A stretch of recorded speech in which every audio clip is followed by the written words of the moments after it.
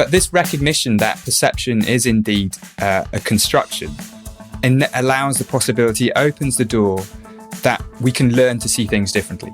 We can change the way we perceive things. And when we change the way we can perceive things, then perhaps action will flow more naturally from that.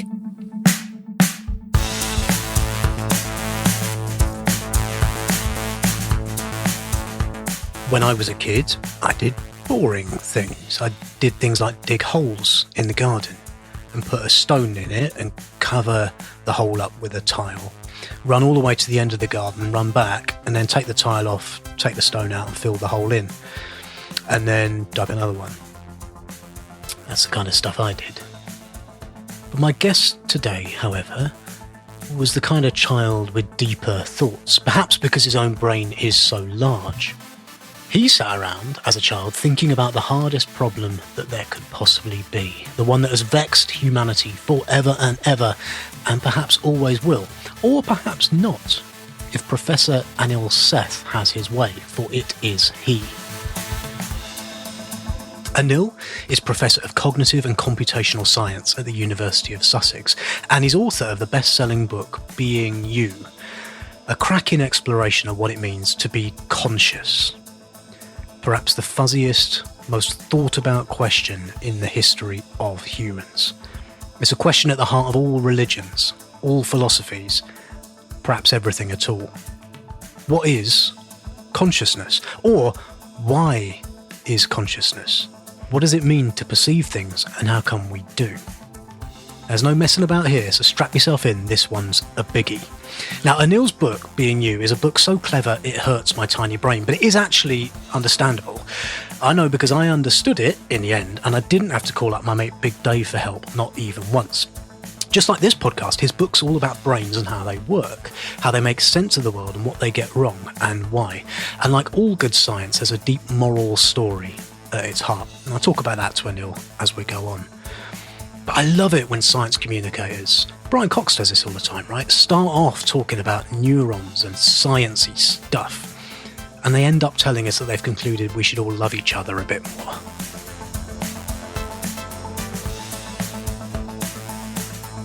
So I chatted to Anil about a month ago, and I asked him firstly to take me through it all very slowly one more time. And then we chatted about climate change, whether how our brains fundamentally work, whether what consciousness is and how it makes us perceive the world is the reason that we're frying the planet, or whether it's the greatest hope we have for fixing it. It better be that last one because, what else we got? As always, if you hear this noise, it denotes wisdom. It means you've heard something, Anil has probably said something, a reference to something. Don't bother stopping the podcast. When you finish, go and have a look at the show notes and you'll find links to more information. And, excitingly, I now have a Patreon. So if you want to chuck in a couple of quid to say thank you and help me cover the small but, existing running costs of this organ, please go to www.patreon.com/yourbrainonclimate. As I speak to you now, I have 0 patrons because I've only just launched the thing. I would like to have some by the time of the next episode. And don't worry, we are now going to be regular. So, I started by asking Anil why he didn't pick a nice, easy question to think about, like whether the cream should go on top of the jam or under it. Your brain on climate.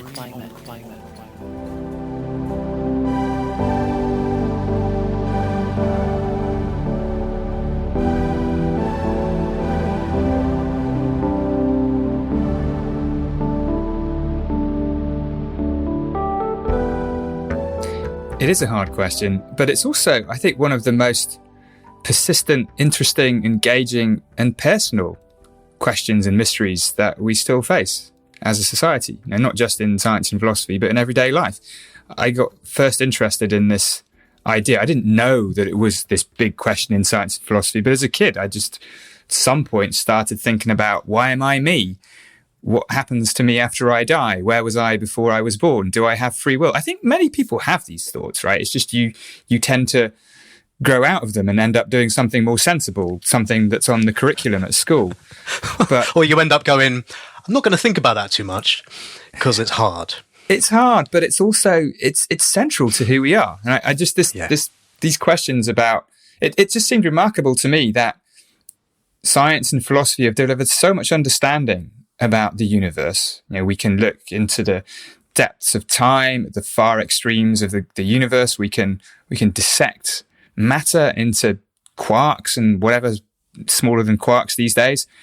But we still struggle to understand how something that is human size, like a brain, fits into a skull, that's right here and right now, very accessible to us, really, how something like this, in conjunction with a body and with a world, can give rise to conscious experience. It's kind of easy to take for granted, but then we all know what it's like to lose consciousness as well when we fall asleep, or for those of us who have anesthesia. There's something very, very precious, very precarious about conscious experience.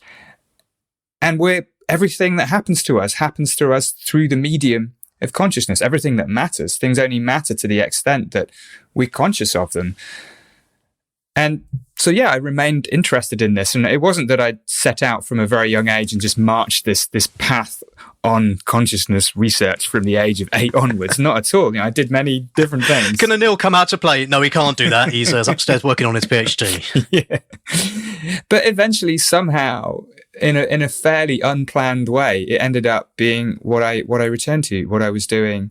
And then retrospectively, I can make sense of everything through that lens, as we always do, of course. Right. So, okay, you're going to have to bear with me, right? Because the squishy matter inside my brain is less sophisticated than yours. So, consciousness, there is squishy brain stuff inside our heads. And somehow from that, we experience music and love and everything in the world, right?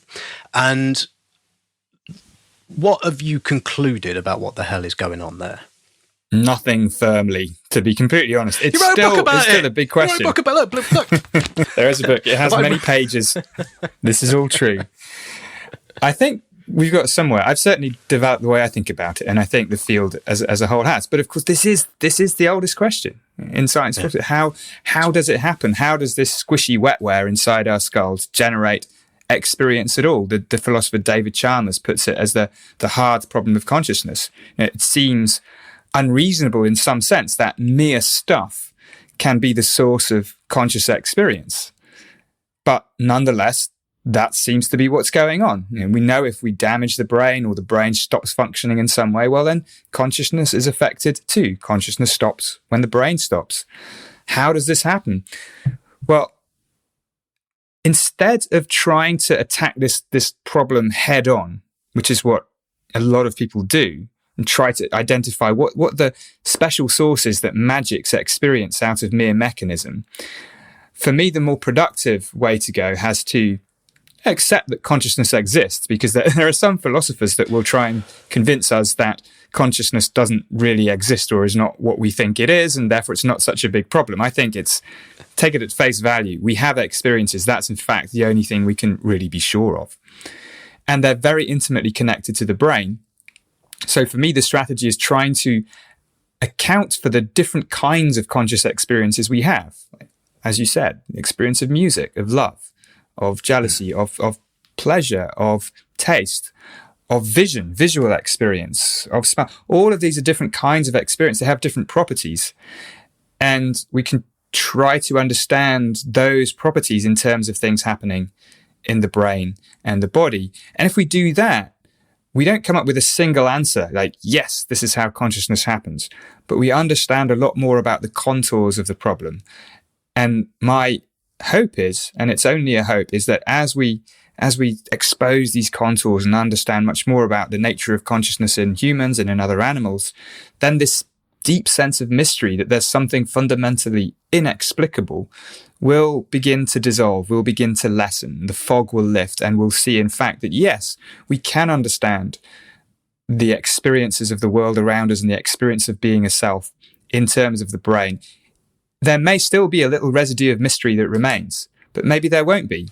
The only way we'll know is by doing the work and seeing what happens. Well, I guess there's a lot of mystery. We'll come to this later on. There's a lot of mystery, even if you were to work out mechanically perfectly how all this works. It doesn't really tell you kind of what to do with that knowledge, right? It doesn't, like, just knowing how consciousness is does not tell you how not to be an arsehole to people. Or does it, do you think? It does not. It might tell you why you might be an arsehole to people, but science isn't prescriptive, right? It shouldn't tell you, this is the action you should now take. It gives us the information that we might then use to decide what actions to take. But an understanding of consciousness itself isn't a replacement for thinking our way through the day.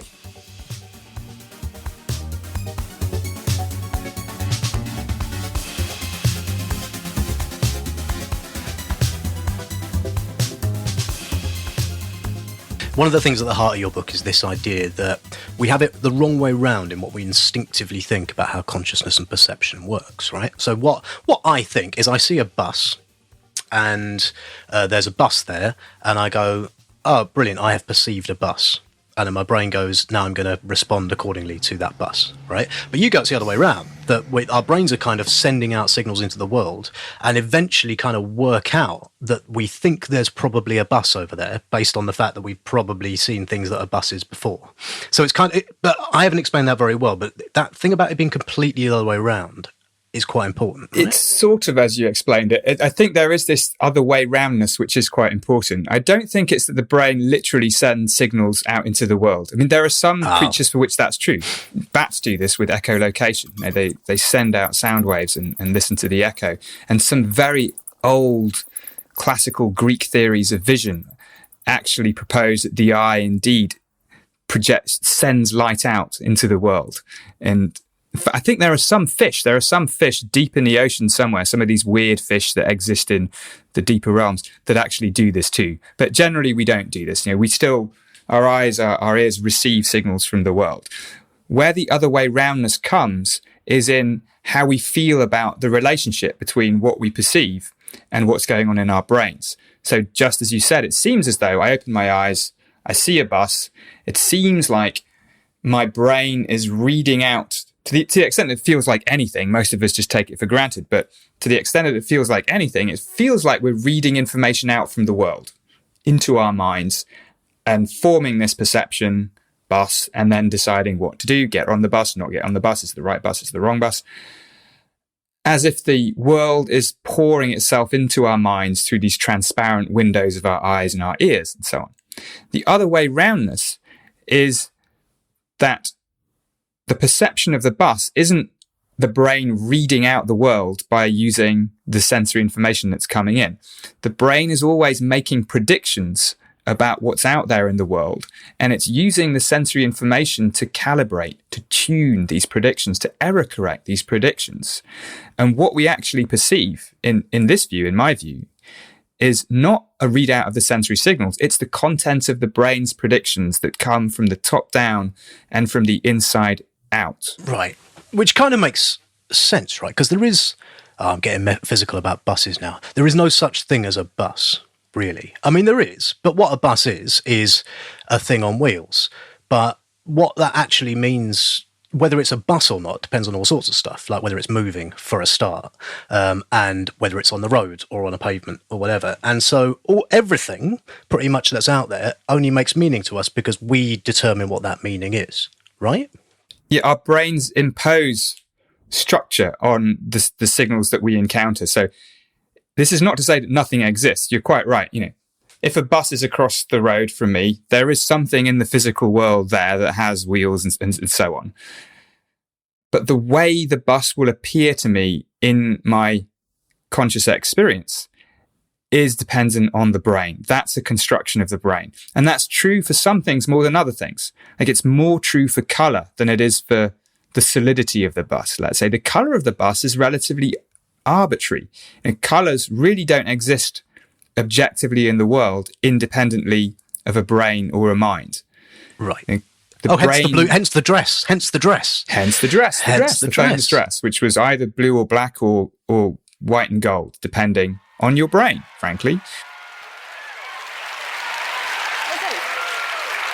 I know there are people out there that say they see blue and black, and those people are crazy. When we perceive color, the brain is taking 3 wavelengths of the electromagnetic spectrum, which goes all the way from radio waves on one end all the way up to X-rays and gamma rays at the other end. It's taking 3 little wavelengths within that and creating a universe of color, millions of colors that we experience. So our experience of color is both less than what's there, because it's a tiny slice of reality, and more than what's there, because we construct these millions of colors from three basic elements. And the brain does this because it's a useful thing to do. It's a useful way for the brain to keep track of surfaces as lighting conditions change.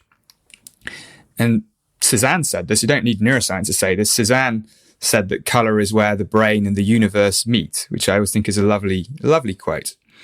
And who understands more about color than an artist like Cézanne?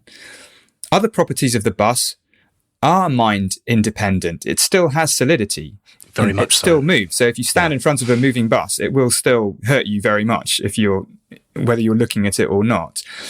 But in all instances, the way the world of buses and trees and whatever is out there in the world, the way the world appears to us in consciousness is never a direct reflection of what's actually there. It's always an interpretation, a brain-based construction that is calibrated, shaped by signals coming from the world. And the way it's calibrated is not by some criterion of accuracy. Like evolution didn't operate to design brains to perceive the world as it really is. And clearly we don't perceive the world as it is, but to perceive the world as it's useful for us as organisms that are trying to survive and reproduce. So we see the world as it's useful for us to perceive it, or how evolution believes it's useful for us to perceive it, not as it really is. Hence all the stuff you don't see, or all the stuff you don't hear, right? Like how it is even possible for us to sit in a crowded pub and have a conversation with someone immediately over the table from us when there's so much noise going on everywhere else. Our brain just filtering all the rest of it out, right? Yeah, that's right. So we also modulate, or our brains modulate what we experience through paying attention. And this is something we sometimes do effortfully when we're trying to focus on something or somebody, but we're doing it all the time, whether we know it or not. The brain is always figuring out which are the most important parts of the world and the body to represent in our experience. And attention is this process. It's the process of like increasing the gain on these sensory signals. So you can think of the sensory signals as prediction errors that are telling the brain the difference between what it's expecting and what it's getting. So that's why it can be useful to update these predictions. The brain perceives things by treating sensory information as this discrepancy between what it thinks is going on and what's actually going on. And when you pay attention, you kind of increase the gain of these prediction errors. You turn up the volume on that part of the sensory world so that it has more effect on your perception. And that's precisely what we do when we're sitting in a pub and having a chat. We're turning up the gain on that particular part of our sensory world relative to the rest of it. And that allows us to hear what's going on. Right. Okay. So we have established, I think, the following, that there is a bus, definitely a bus, but that the symbolism of how we perceive that bus and how we feel about it and what it consciously means to us is a subjective game, right? And not even, hold on a minute, not just the symbolism, not just like what it might mean, what does bus mean to me in some sort of psychoanalytic, what nonsense. But does it remind you of your mother? Yeah. Well, I won't say, but the very experience of a bus, the seemingly just totally the bussiness under the hood, bussiness of the bus, the big red object with a number on the front here, the thing that we don't think is open to question, the way that experience happens for us is also a construction of the brain. Right. So what does that mean then about like things that society holds to be true more generally? And what I mean by that is that like if the way that if we're all animals, all of which is kind of perceiving stuff in our own way, right? We're all sort of have our own truths and our own stories. Is that how, particularly in a world like at the moment when there's so much kind of quote post-truth alternative facts going on, is that how we can get confused quite easily? Because we all build our own realities around us to an extent, or what? I do think it speaks to this issue. There's a lovely term from the German ethologist, 19th century German ethologist called Jakob von Uexküll, who talked about the Umwelt. It's a lovely old German word. And the rough translation of that is the sensory world of an animal. And you can imagine a room. I just was reading a beautiful book by Ed Yong called An Immense World. And he starts off with this beautiful anecdote of an elephant in a room which is, but this is the usual elephant in the room. There's an elephant, but there's also a bat and a mosquito and a human being. And he goes through all the different ways in which this same room might be experienced by these different creatures. You know, mosquito is very sensitive to carbon dioxide, which we're not sensitive to. We can't detect it. We can't really perceive it. You know, if there's too much of it, we might struggle to breathe, but we don't actually experience the level of CO2, but mosquitoes do. You know, mice are sensitive to vibration, owls, something else. So for the same shared objective reality, different organisms will have very, very different conscious perceptual experiences of it, assuming they are all conscious creatures. That's fascinating. It's also maybe a little bit obvious because these creatures are so different from each other. The more challenging extension of that is this is also true between different people. And it's more challenging because apart from examples like the dress, which are a bit weird and just sort of show up out of social media, flare for a bit and then disappear below the surface. Most of the time we go around the world more or less assuming, firstly, that we see things as they really are. Like when I look at that bus, again, to bring back the bus, it really seems as though there's a red bus on the other side of the road, and that's not something my brain is conjuring up. It's just really there. And so if somebody else is looking at it, if you're looking at it and you say, yeah, there's a red bus there, because it seems as though what I see is how it is, and because your perception is fairly similar, we assume we're having the same experience. We might be having different experiences. The red that you see might not be the same red that I see. Might be really loud for me and really quiet for you. It might be, who knows? It might be what I call green. It might be the color that I say when I see green. It's very, very difficult to know this. So we do inhabit, or at least my view is we inhabit distinct perceptual worlds that may be quite similar, but are unlikely to be exactly the same. And then these differences, I mean, they might get ramified into, as you say, these kind of larger social and political differences that become more polarized. And recognizing that even literally how we see things can differ from person to person, I think gives us a little platform for understanding the process by which we might end up believing very different things. Yeah, right. Well, I mean, it makes sense, right? Because the things we would disagree on about the bussiness of a bus are relatively minor in the scheme of things, right? But if our brain's always making best guesses about everything, then what we think about how someone is looking at us in the street, say, this person looks at us exactly the same, me and you, but due to all of the stuff that we're bringing from our baggage and our culture and everything we've experienced before about how people look at us, we might think something totally different, right? So at the human level, it feels like there's so much more room for us to have dramatically different experiences, which, you know, we see in politics and society, right? Right. I think at that level, we become almost at least a little bit aware of the other factors that we're bringing to bear on making these judgments. But at these very lowest levels, we're not. And we're not because it just seems to us we perceive things or we experience things as they are. And by the way, this is the extent to which this is the case is actually still not very well understood. It's easy to just draw this conclusion from this way of thinking about perception, but actually figuring out what this inner diversity is like is a really hard question because diversity on the outside is easy to see. You know, we can just see that we're different skin colors and we might be different heights. It's hard to see on Zoom, but we might be different heights. External diversity, even when it's quite small, is at least visible, but inner diversity is not apparent unless it's quite extreme. You know, if it's so extreme that people have experiences that they describe in completely different ways or see things that other people don't. Like if you say a bus is there and I don't see a bus, then we know you're having a different experience than me. But otherwise, it tends to be easy to overlook. So one of the studies that we're doing in my group at the moment is this big online study called the Perception Census, which is trying to map out for the first time what this inner diversity really looks like in many dimensions, in vision, in how we experience time, music, sound, emotion, in large numbers of people. So we can begin to get a handle on what I think has been largely overlooked, how most of us differ from each other in ways that never normally surface into language or behavior.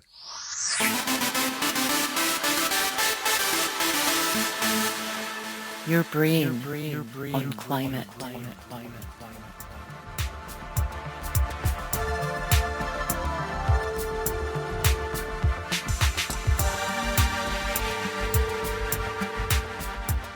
Right, let's talk about climate change then, because this is all sort of leading up to thinking about some of the ways some of these basic things about how the brain works might make sense or not of the ways we do and don't understand climate change, right? And one of the first, one of the analogies that's always used, you've seen the meme for climate change of the dog in the room, right? This the is dog in the fine. room that's on fire. This is fine, right? And, you know, we're recording this in a week in which in south of England, where we both are, it's been 21 degrees this week in late October. Yes. And, you know, it is demonstrably, I would suggest, not fine. But yet we don't really notice that, do we? Like, and I'm wondering if there are any links between that sort of big kind of, well, you talk about change blindness in your book and the idea that like we don't notice things slowly changing in front of us. And that's what climate change kind of is, right? And maybe that's why we're not scared of it so much. I think that might be the case. There's a certain human exceptionalism that we're saddled with, that we think we experience things as they are, and we think we respond rationally to the situation as we experience it. And neither of these things are true. As we've been discussing so far, our experience of the world is not complete, it's not accurate, and it's been shaped by evolution under constraints to keep an organism alive and allow it to reproduce over a timescale of decades at most, not hundreds of years, not thousands of years. So we don't see things as they are, and neither do we respond rationally to situations. We have so many psychological biases that guide our decisions, whether we realize it or not, and typically we don't. So all of these things, I think, affect our ability to naturally respond to challenges that unfold in ways that are not perceptible for various reasons. And one way in which the changing climate remains imperceptible to us is because at human timescales, it is very slow. By geological timescales, it's incredibly rapid right now. But on a human timescale, it's very slow. Change blindness is this fascinating phenomenon in which if an image changes slowly, or a scene, or the scene that you're in, if your world changes very slowly and you're not really focusing on the change, then you just don't perceive the change. A good example of this is you can have these video demonstrations where the whole background color of a room might change from one color to a completely different color very slowly. But because you're not really expecting that or focusing on that, you don't notice. Or like when you're like using your laptop in sort of early afternoon and then you're doing something and you look up 2 hours later and the room's dark and you haven't even noticed that it got dark around you, right? That's true. You might not notice that. I think that the actual change blindness thing is it tries to get away from this not noticing to actually really not perceiving the change. I mean, it's just not there. And what's interesting about that is that your perception of the color itself probably has changed. So you now experience a different color than you did before. But what you don't experience is the change. And again, we tend to assume, because we think we see things as they are, that if something changes, we experience the change. And if we don't experience change, then the thing hasn't changed. But what these clever experiments and illustrations demonstrate is that change is also, it's something that happens in the physical world, but it's also something that our brain constructs in our experience, like bussiness. So the perception of change is different from the change of perception. And in certain situations, it can be decoupled. And what's happening in the psychological demonstrations, and almost certainly also with respect to climate change, is that our perception might be changing, but we're not perceiving the change itself. Right. And that's a worry, and that's a danger, because if we don't perceive the change itself, we're not perceiving the important part of the process that we need to really assimilate in our experience in order to act on.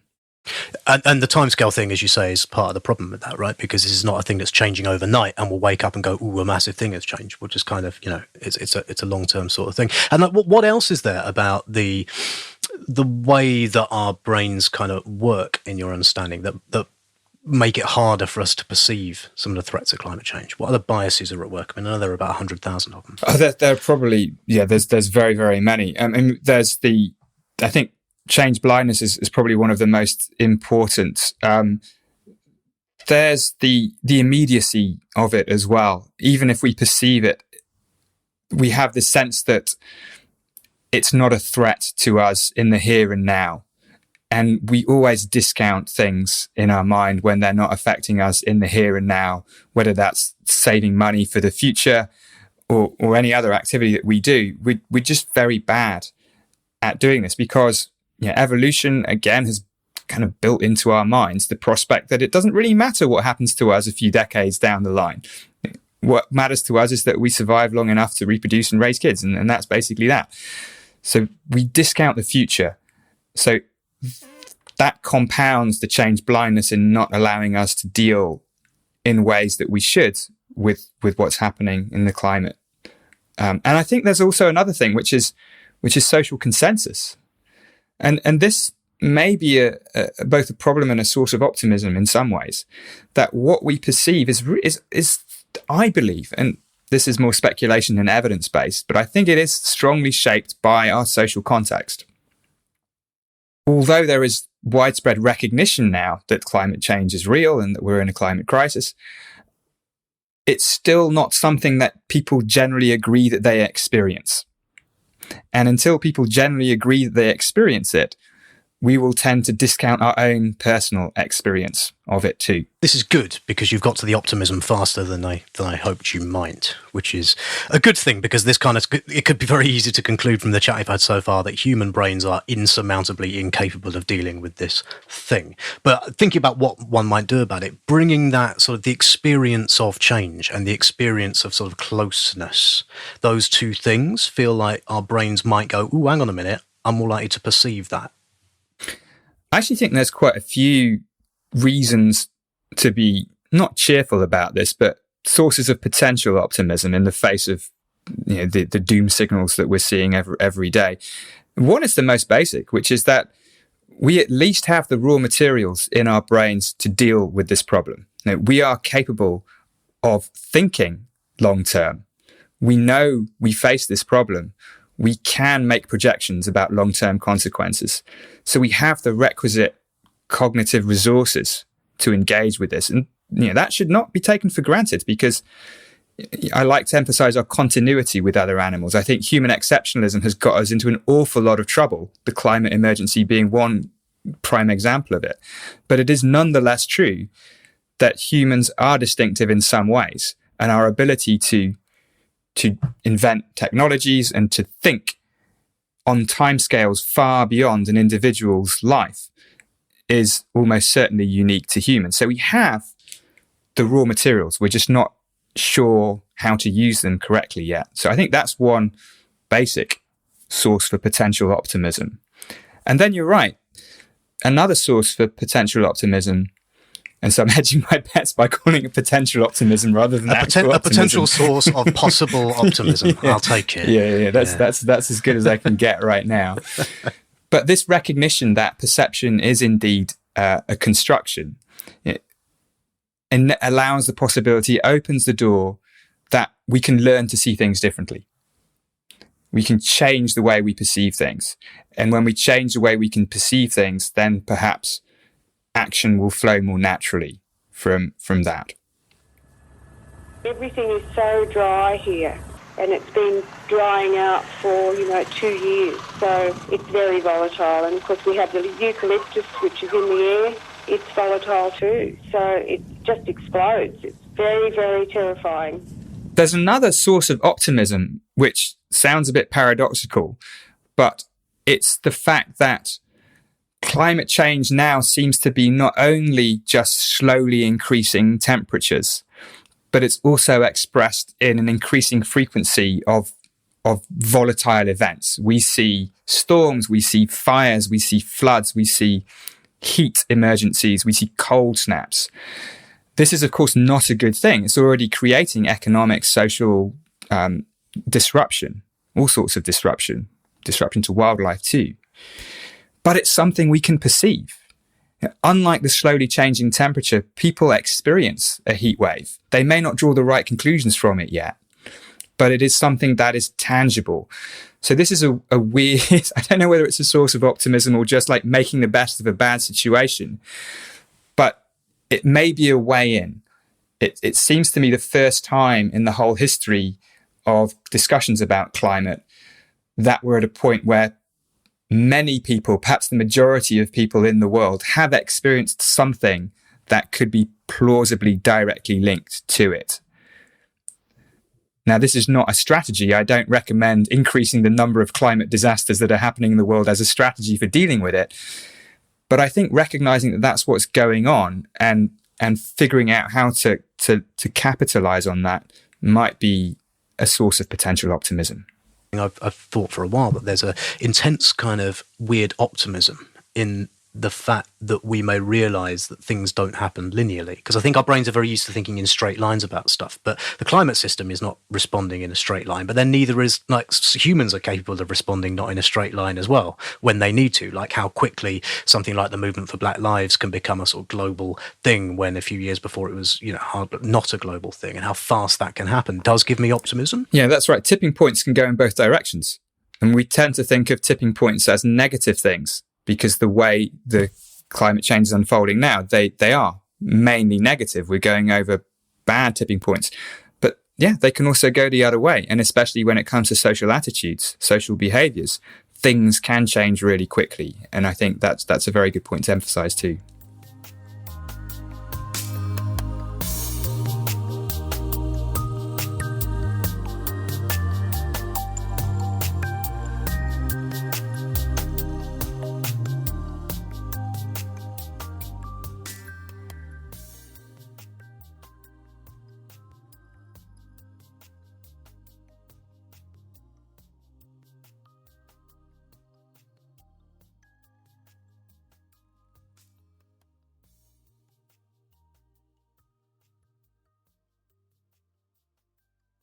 Which only underlines the work that a load of people have done.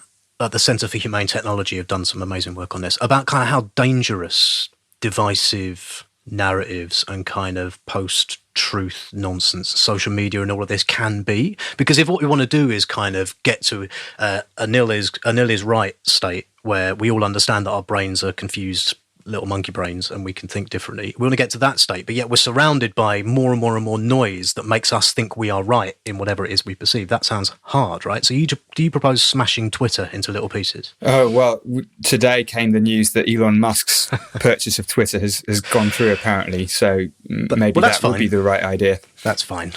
But you're absolutely right that this is a massive problem. I think there is another bias here, another psychological bias to throw into the mix, which is confirmation bias. We like evidence that confirms what we already think is going on. And we all do this. I'm sure I do this, true. There was a lovely article I read a few years ago now. There's a theory of schizophrenia, which is based on the same basic principle of the brain as a prediction machine, that says that schizophrenia is the result of the brain being overly confident in its own beliefs and predictions about what's going on in the world. And then the person writing this, Chris Frith, also commented that this happens all the time and is a tendency that psychologists writing theories of schizophrenia also have about their theories about schizophrenia. So yes, we always seek evidence that's in line with what we think is going on, both consciously and unconsciously. So yes, I might seek, if I believe such and such about politics or climate, I will read the newspapers and listen to the news that supports that view. Even if I might think occasionally I'll watch something from the other side just to, we don't do that very much. But it goes right down to, again, the bussiness of the bus. Our eyes move around without us being aware of it, often in order to confirm the perceptual beliefs that our brain is already holding, sometimes to challenge them. And this is a very interesting area of research, actually. We look at eye movements to figure out, are they trying to challenge perceptual beliefs or confirm them? And it really depends on the situation. But this confirmation bias happens all over the place. And it's a real problem when the media landscape gets so fragmented. It can easily result in polarization. So this is all pointing a bit to education. I mean, I never learned any of this stuff when I was a kid. And it seems, I don't know. I don't know if you have kids. I don't have kids. I don't know kind of what my 10-year-old nephew is learning about social media and fake truths and all of this sort of stuff. But it seems more important than ever, if what we want to do is solve big, knotty things like climate change, to have this kind of Anil, shut up and listen to Anil lesson, where you learn that your brain, it can't always be trusted, and you need to sort of nurture that, right? I'd probably find a different title for the lesson plan, but other than that, I fully agree. And in fact, I've just finished working on this big kind of art science project called Dream Machine, which involved giving stroboscopically induced visual hallucinations to many thousands of people. I want to be part of that. That sounds brilliant. You might think, well, why do we do that? I mean, one of the outcomes of that is to make people aware of the power of their own brains and minds, and the fact that their experiences that they can have come from within, and to kindle a curiosity about perception and consciousness in people who don't really think about it. Which is, why would you? Because it's, for most of us, it just happens. And for kids who we couldn't, for various reasons, we couldn't bring children into this mass stroboscopic visual hallucination machine. But what we did instead, which may have been slightly disappointing for the kids, but we developed a bunch of educational resources, videos and lesson plans and interactive visual illusions and things like that, to try to get into the curriculum some of these ideas. Because again, I think kids really are interested in this stuff. I co-wrote a book on visual illusions aimed at kids from like 4 to 9, and it did really well. And you know, they love this stuff, and they love it especially when it's not just presented as like, hey, this is fun, look at this wild and wacky thing, but hey, this is fun. But also it's telling you this about how your brain works and how other people's brains work. There's a curiosity there, which unfortunately isn't really kindled by the curriculum that we have in the nation right now. So we try to get it in there, you know, somehow under the rubric of well-being, actually, because I think it's true. The more you understand how you experience the world and being a self within the world, that can help you come to terms with, you know, some challenging experiences that you might have, deal with things in a different way. And so, yeah, we've been rolling out these educational resources quite far and wide to have children think and discuss and engage and challenge their teachers, challenge each other with these ideas that the way they see things is dependent as much on their own brains as what's out there in the world. And if you can bake in that it's a kind of humility. If you can bake in that kind of humility about ways of seeing, ways of perceiving early on, I think that might have a very lasting effect to help deal with some of these issues of polarization and how people deal with information from different sources as they grow up. Yeah, and I suppose a broader definition of education, you know, why should education just be a thing you have when you're a kid? I can think of quite a few people in positions of power I would quite like to have one of your stroboscopic experiments, or perhaps a nice sitting down and being dosed with LSD for a bit. So maybe that's what we need to do. We need to open the gates of perception for as many people as possible, perhaps.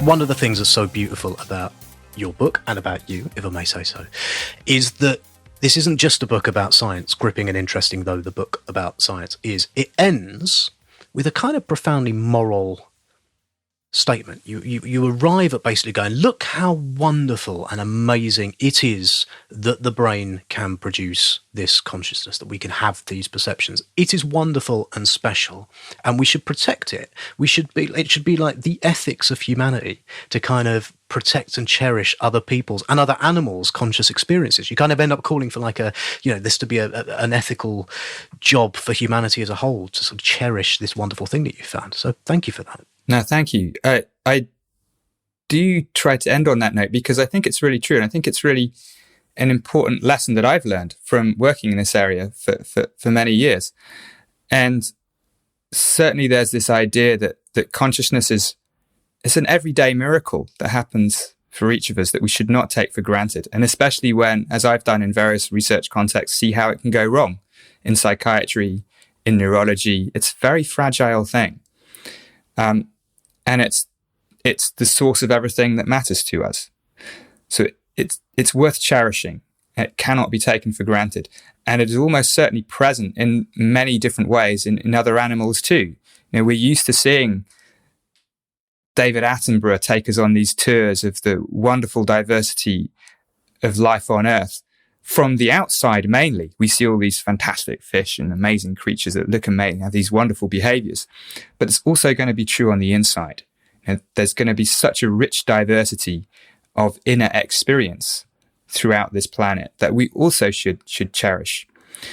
There was a way of thinking that unfolded in my work over the last any number of years and really took flight when I was writing the book, which starts out by thinking about how we might perceive the world around us, like the bus, again, for instance, and then goes to how we might perceive being a self within this world, because the self in the story that I tell is not a thing that does the perceiving. The self is another kind of perception. And then from there, what is at the core of selfhood for humans and likely other animals? And at the core of selfhood, I believe, is the role the brain has in keeping the body alive, in regulating the body. And for me, this ended up drawing a very, very tight connection between conscious experience and our nature as living, breathing, flesh and blood organisms, so that we see, we experience, we perceive the world and being a self within it, with, through, and because of our living bodies. And this is both a scientific hypothesis, theory, perspective, but I think it's also one that has some moral freight, some ethical freight, because it's a view that brings us closer to the rest of nature. And in human thinking, we've gone through these various stages of realizing that we are not so special. We're not at the center of the universe.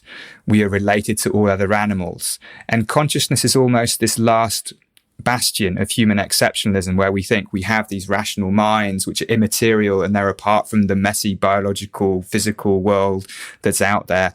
Maybe it's something we can upload into a computer and live forever, immortalized in silicon. But I don't think it's like that at all. Consciousness is a deeply biological, deeply embodied, embedded phenomenon. And seeing things that way, I think, brings us closer to nature, so that we see ourselves woven into its fabric rather than apart from it, being dominated by it or dominating it. That view, to the extent that it's correct, I think will be very helpful. It's a bit like, Jim Lovelock Gaia type idea. We want to see ourselves as part of a global ecosystem, not apart from it. And I'm just exploring that view from a slightly different perspective, the perspective of what it means to be a conscious creature in the world. Do you think it makes any sense to think of the Earth as in any way conscious? Or is that just... because some people do, right? Maybe sometimes people of the more kind of woo variety. But is there anything in there, if we extend the idea of consciousness to the sum total of everything conscious on a planet that keeps us alive and we are part of it, does it make any sense at all to think like that? It's a coherent concept, but I don't think it's a particularly useful way of looking at things. There is a very useful way of looking at the Earth as a system that operates as a whole. And I think ecologists and environmental modelers, ranging from Lovelock to other people, are aware of this. The Earth is a very complex system that has global states that depend on local states, and it has a kind of mode of existence of itself. I think you can probably make a decent case that the Earth is an organism of some sort. I mean, that's for me, that's still a stretch, but it's less of a stretch than saying it's conscious. For me, consciousness is still something that is a property of brains. Might be wrong about that, but that's how it seems so far. What I think is useful, though, is when you hear perhaps more in an informal context about expanding our consciousness to a global scale, that's fine. That's not saying the world itself is conscious, but that's just saying, as conscious creatures, there is an imperative for us to widen the scope of things that affect our lived experience, from just the here and now to people we don't interact with on a day-to-day basis, the rest of the world, the other animals within the world. We need to somehow learn to experience what's happening to the planet. That makes sense to me. That isn't to say that the planet is itself conscious. If it is, it's probably not having a very nice time of it right now.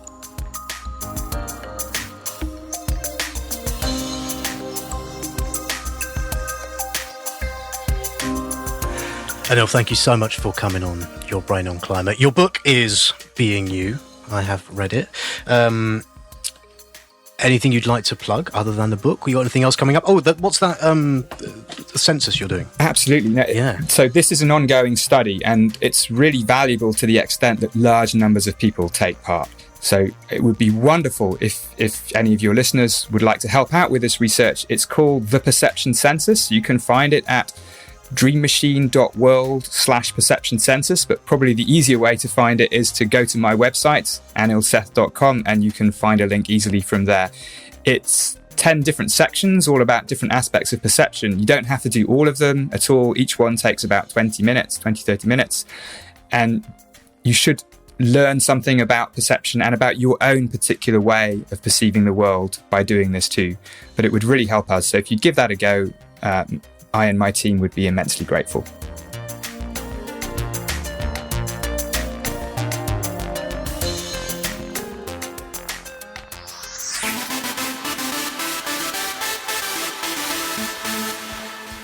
Wonderful stuff. Thank you so much, Anil. My brain is still kind of buzzing a bit from that chat and from thinking about this. And I meant what I said at the start. I just love it when clever people talk about science and conclude that science is so wonderful that we better bloody well protect all life on Earth, because that's all we've got. So thank you so much, Anil. Do go and read his book, Being You. Do that census thing, the perception census. It's brilliant. I've done a bit of it. It's just a really fun thing to do. You'll learn something. You'll share it with your friends. It's great. A reminder of my Patreon, which is www.patreon.com/yourbrainonclimate. I would say thank you to everyone who supports me, but no one does yet because it's new. But by the next time, I want you to have gone on and chucked me a couple of quid. You can get in touch with me, tell me what you thought of the show at hello@yourbrainonclimate.com or on the Twitter @brainclimate. There's even an Instagram. Maybe I shall get round to putting something on that, but I'm not going to get anyone's hopes up yet. I will be back in a month. We're going to have monthly episodes from now on. So thank you so much. I will see you soon. And remember, if it's not right in front of your nose, it probably isn't your nose. Or something. Okay, bye.